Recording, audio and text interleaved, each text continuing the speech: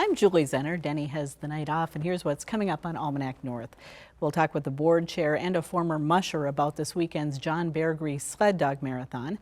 And we'll go out on the trail with a legendary musher training for the Bear Grease and meet his young protege, who already has an impressive list of accomplishments. And Voices of the Region features Danielle Kading from Wisconsin Public Radio. These stories and more coming up on Almanac North.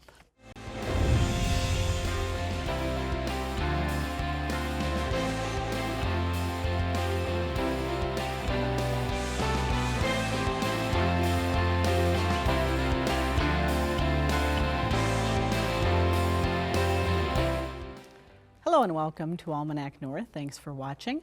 Danny is off this week as we take some extra precautions against COVID and provide a little more spacing in the studio. Well, let's begin with the headlines. COVID continues to dominate the area news as the Omicron variant takes a toll on the region. Northern Minnesota reached its highest ever case total in mid-January with nearly 3,500 new COVID-19 cases. Itasca County health officials announced this week the highest 14-day case rate in the county since the pandemic began. The city of Duluth began taking applications this week to replace at-large councilor Derek Medved, who will resign from the council effective February 14th. Medved is resigning to spend more time on his growing business ventures. To apply for the position, you will find a form on the city website. Applications will be accepted through February 14th. Dredging has been completed in Howards Bay and Superior, another milestone in the continuing cleanup of the St. Louis River area of concern. The $21.5 million project was funded through the Great Lakes Restoration Initiative. Howards Bay is home to Fraser Shipyards, the only U.S. shipyard on Lake Superior. And Superior's Barker's Island is the epicenter of this weekend's Lake Superior Ice Festival, which began today and runs through Saturday. There are ice sculptures, a snow sliding hill, bonfires, ice racing, and many other fun events. The event will culminate with a fireworks display at 6:15 p.m. on Saturday. Well, Sunday marks the start of our region's premier winter event, the John Bear Grease Sled Dog Marathon. The longest sled dog marathon in the lower 48 states begins Sunday morning at 10 a.m. at Billy's Bar on West Tisher Road and finishes 300 miles later in Grand Portage. This year's field is packed with experienced mushers and features several past winners. Well, joining us now with more is Kirk Weber, president of the board of the John Bear Grease Sled Dog Marathon. And Jason Rice is a former musher, and this year will be commenting on the race for the North Public Radio Station. Welcome. Thanks to both of you for being here. Exciting weekend for both of you, I imagine. Yes. Thank you for having us. I'm glad I'm in my shoes and not his this weekend. So what are the trail conditions heading into the race this weekend? Last trail report I heard is the trail is shaping up beautifully. We've got some good recent snow up here in the north. Temperatures have been great, so the trail is really firming up, firm, and so I anticipate with the weather condition that I've seen, we're going to have a fast race. It's going to be a really exciting race with just a stacked field. It's going to be a good race this year, so I'm excited. How many teams are going to be competing in the main marathon this year? In the main marathon, I think we have 25 teams registered right now. Mm-hmm. And then what about the other races? Because it seems like you've got a couple other races where people who are interested in mushing but may not want to commit to the full marathon can take part in the sport. Right, so we have our mid-distance or our 120, which serves both as a kind of a stepping stone up to the marathon, or for some of those smaller kennels. Running a 300-mile race takes a lot of dogs and a lot of time. And then we have for those who are just maybe getting new into mushing or maybe transitioning out of the sport, we have the 40-mile race that runs from Duluth to Two Harbors. Mm-hmm. So Jason, you are a musher yourself, and you're going to be commenting on the race this year. As you look at the field, how competitive is the field this year? Extremely. I would say this year, out of all the years I've been involved in the Bear Grease in one form or fashion or another since the mid-90s, and I would say that this year is about as stacked up as far as the competition level goes.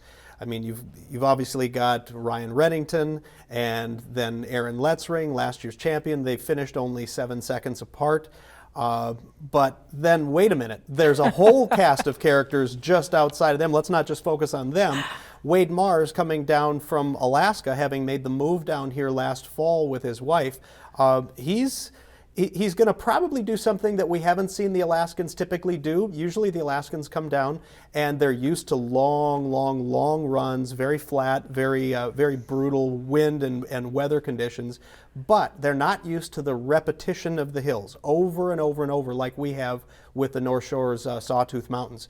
So the way I always described it when I was in his shoes as the president of the Bear Grease, it's like going up and down Spirit Mountain. Imagine running your team up and down Spirit Mountain 25 times. That's about the elevation change. It's somewhere around 37,000 feet of elevation change from start to finish of the Bear Grease. So it's really a crazy amount of up and down, and usually the Alaskans are not quite ready for that type of contour of the race course.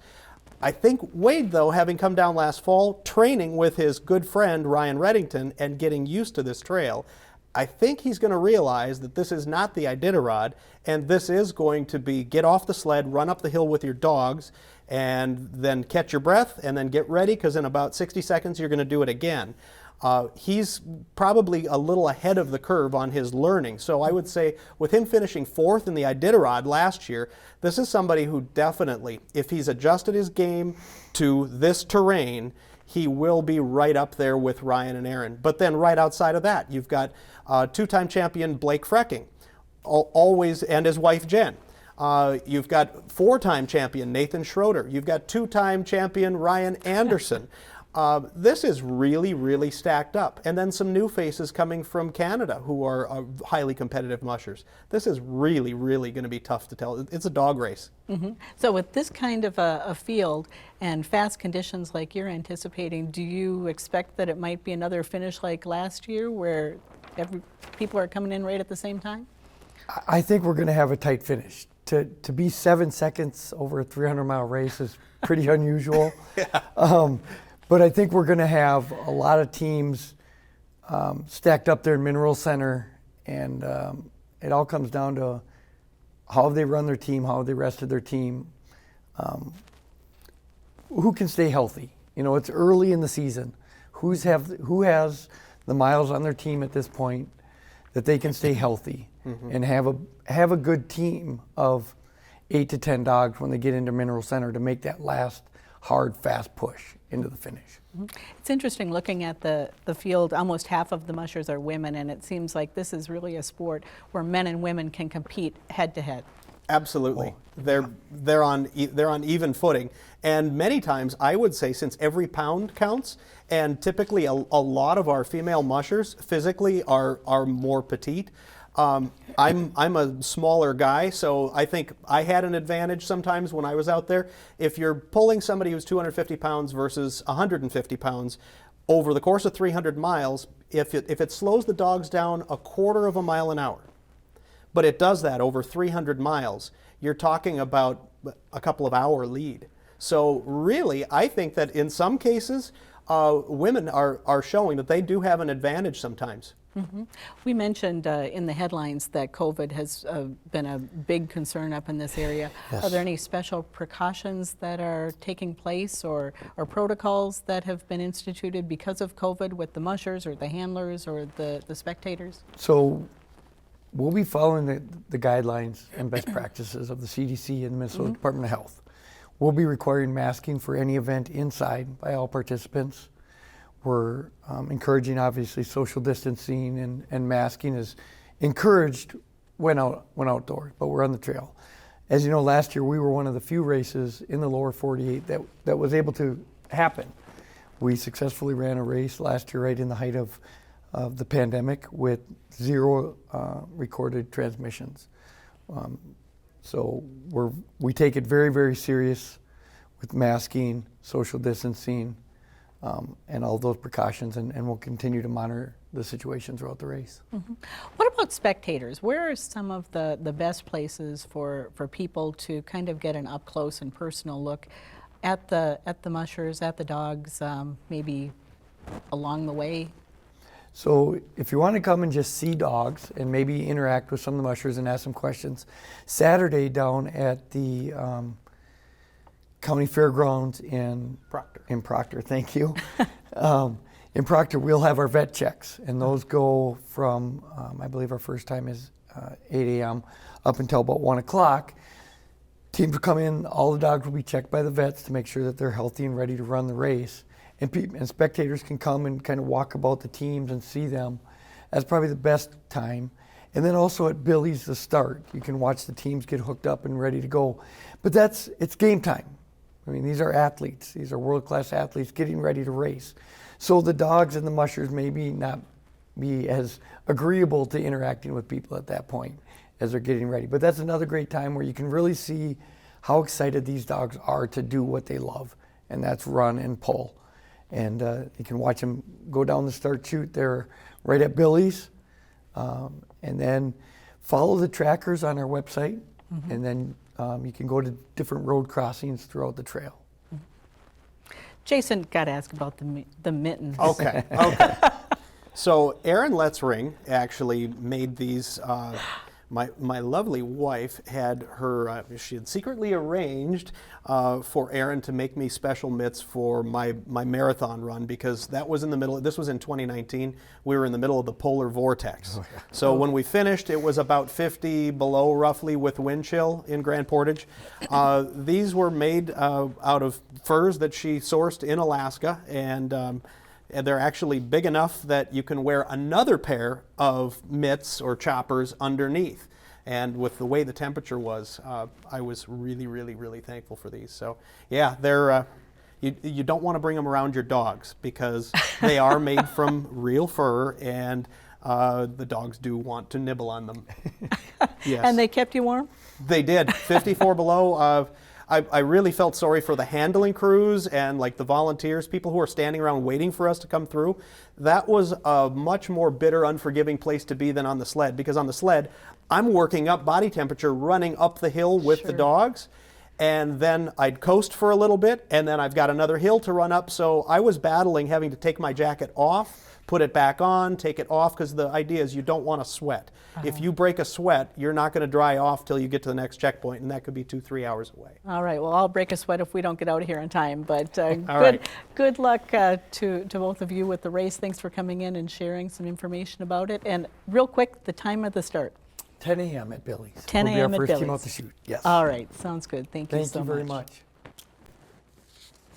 Well, it all started as a way to commemorate the legendary mail carrier John Bear Grease. Since that beginning in 1980, the Bear Grease has grown into the premier sled dog race series in North America, and it's right here in our backyard. Producer Megan McGarvey and members of our production team caught up with mushers Ryan Reddington and Morgan Martins on their trail to the Bear Grease.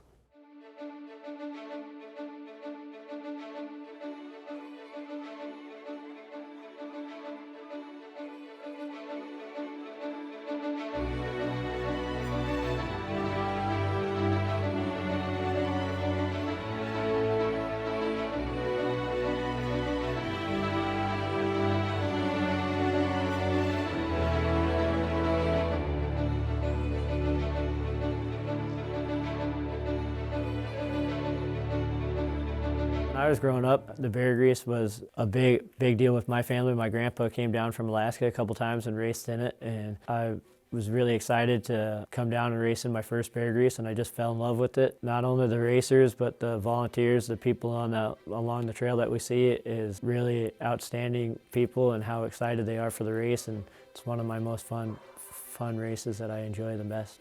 There was no pressure from my family, but I'm very glad to be mushing and racing and running lots of the same races that my grandpa and my dad, of course, as well. Mushing has been in my family for over 20 years. My mom got into it. She got my sister hooked, and then my sister got me hooked. My first race was about 8 years ago. It was Apostle Islands sled dog race, and it was 2 8-mile runs. I've known Ryan for quite a long time. I started to get to know him really well around a year ago. I've been training with him pretty much ever since, and it's been really fun, and he's a great mentor. I really enjoy being around him, and He's super patient and he's just a great guy to learn from. Even though my family had so much involvement with other racers, I seeked out advice and trying to learn from as many mushers as I could, and I feel like I should return the favor, and it's great for the sport when you got great people like Morgan to mentor, and it's makes it easy, and it's very fun and rewarding to watch them be successful and enjoy it. Doing a live feed of the finish of the Junior Iditarod. And Morgan just came out of the woods and he's heading up to the finish line. We're at Martin Boozer's kennel, Happy Trails, and we are very happy about his trail.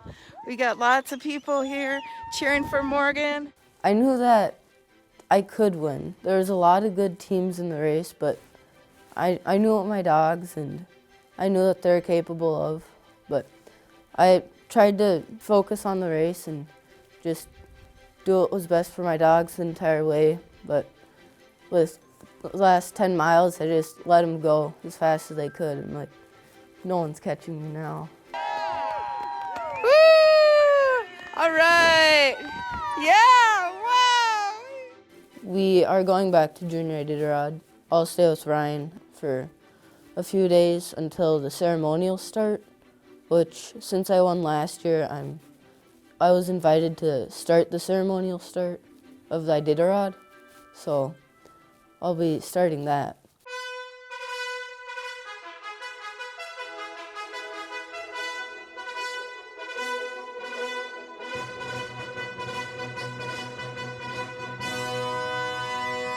We got about 1,100 miles of training on the dogs this year, 40-mile runs and rest for a few hours and do that again. Tuesday, Wednesday, Thursday, I did 86 miles each day. Yeah, it takes a lot of work from fall training and just increasing their mileage when they're ready. We're Bear Grease time now, we're at race time, so we're gonna start tapering down their mileage. It's the first race of the season for me, and getting back to racing and being out there and trying to prove my dogs and watching them have so much fun. And also I get to see so many beautiful trails, especially the Minnesota trails. I really enjoy it and look forward to the Bear Grease trails each year because the scenery and the wildlife is really nice.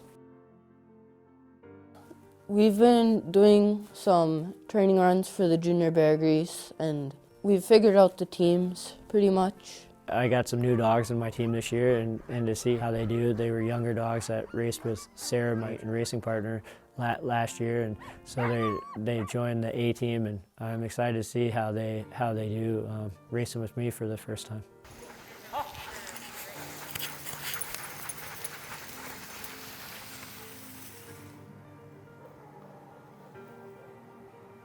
I think it's a great race for training for the Iditarod. There's a lot of checkpoints where the dogs get into a routine, just like we do in the Iditarod, and so it's great practice. It's a race that I look at and decide my dogs on how they perform in this race. So yeah, that'll tell me what dogs that I'm going to be taking in the Iditarod this year. Pick it up. Last year I lost this race to Bear Grease by 7 seconds, and so I'm excited to get back, and there's I think 26 teams in the marathon this year, the Bear Grease Marathon, and it's going to be one of the best competitive races for the Bear Grease of all time, and I'm just looking forward to getting in there and seeing how my dogs do and be racing with my best friends out there, you know. But not only my dogs, but a lot of the competitors are my best friends out there, so yeah. There's a 40-mile Bear Grease and then the Junior Bear Grease, which is 120.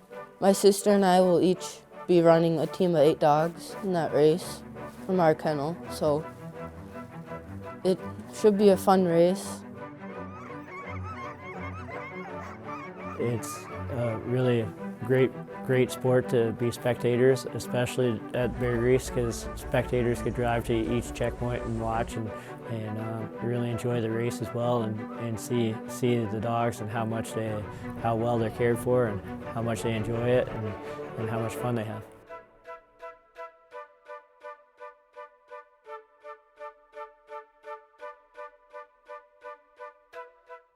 Well, as we mentioned earlier, the John Bear Grease Sled Dog Marathon begins this Sunday. Check out WDSC's social media pages and the North 103.3 for our on-the-trail coverage of this year's race.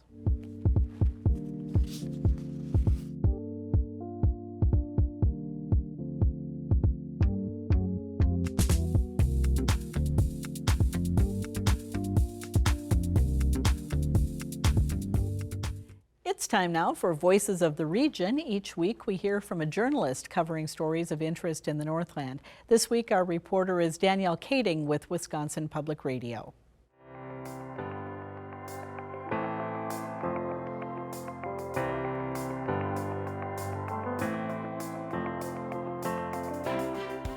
The U.S. Army Corps of Engineers is going to be able to finish this long-awaited new lock to handle the largest vessels that move between Lake Superior and the lower Great Lakes. And they got around $479 million through the bipartisan infrastructure law to help with finishing that lock at Sault Ste. Marie, Michigan. Because as you know, the Army Corps has been working for a long time to complete this $1.5 billion project on a new lock that would provide another option to the aging Poe lock, which is the only lock that is able to handle these 1,000-foot ships that haul iron ore and other cargo from the port of Duluth Superior down to the lower lakes. And so that's really important. It's a vital piece of infrastructure for all those ships moving between the lower lakes and Lake Superior. And, you know, here in the Twin Ports, they handle around 35 million tons of cargo each year, and iron ore makes up more than half of that. And the Army Corps found that almost all the domestic steel used in manufacturing for automobiles and other products is made from that iron ore that moves through the Poe lock. There was a new report that was issued by Northland College in Ashland recommending ways to protect artesian wells in the county after a controversial proposal to bottle and sell water from an artesian well there that's now being fought in court. The paper released this week, I believe, by the Mary Griggs Burke Center for Freshwater Innovation at Northland lists 4 recommendations for the county, which is facing litigation in Barron County Circuit Court over its denial of a special land use permit for Duluth-based water startup Crystal Clear, or Crystal KLR. Crystal Myshak, the company's founder, has been wanting to capture and sell water from an artesian well that is on property that she and her father own in the town of Clover or Herbster. And so that water would be trucked to Superior to be bottled and sold. But this paper kind of takes a broader picture of what can be done to see what kind of impacts might be had on the artesian aquifer, because they really don't know, what impacts will be had with any wells tapping that resource. This paper aims to really kind of provide a history of our artesian water resources statewide. As many as 1,000 springs have dried up in Wisconsin because of development and overpumping. And so this report hopes to give some perspective about what oversight the county could possibly have to protect its artesian wells. Essentia Health, which serves patients across Wisconsin, Minnesota, and North Dakota, is taking part in this nationwide study to test 3 drugs to treat COVID-19 symptoms, including the controversial drug ivermectin. And this study is by doctors at Duke University, and it's funded by the National Institutes of Health. And basically, they want to understand whether the drugs ivermectin, fluvoxamine, and fluticasone could be used to help people with mild to moderate cases of the virus feel better faster, because there's some early research that indicates that there may be some benefits to that. But while it's approved for other uses by the U.S. Food and Drug Administration, currently these medications aren't used to treat COVID-19. And doctors who are taking part in the study and are helping to enroll people right now assure people that it is safe to take these medications for which they're prescribed for by a doctor, but they're not encouraging people to take these drugs right now for the treatment of COVID-19 outside of these safe clinical trials. As COVID-19 cases have been surging again in Wisconsin and across the nation with this Omicron variant, that schools are really scrambling to try and find enough help and enough substitute teachers to cover for teachers who are out quarantining when they're sick. So, here in the Superior School District, Superintendent Amy Starzecki said recently that their ability to find these positions has been gradually decreasing over time. and then the last 2 weeks has been some of the worst that they've seen in 2 years. So Superior's coverage rate for substitute teachers when teachers are absent is generally at around 75% right now. And that's down from 80% several years ago.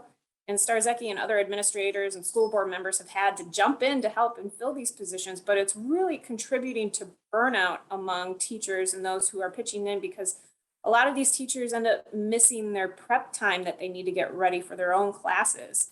Although one bright spot is that the Superior School District has received about 30 new substitute applicants since rolling out a campaign to attract new subs.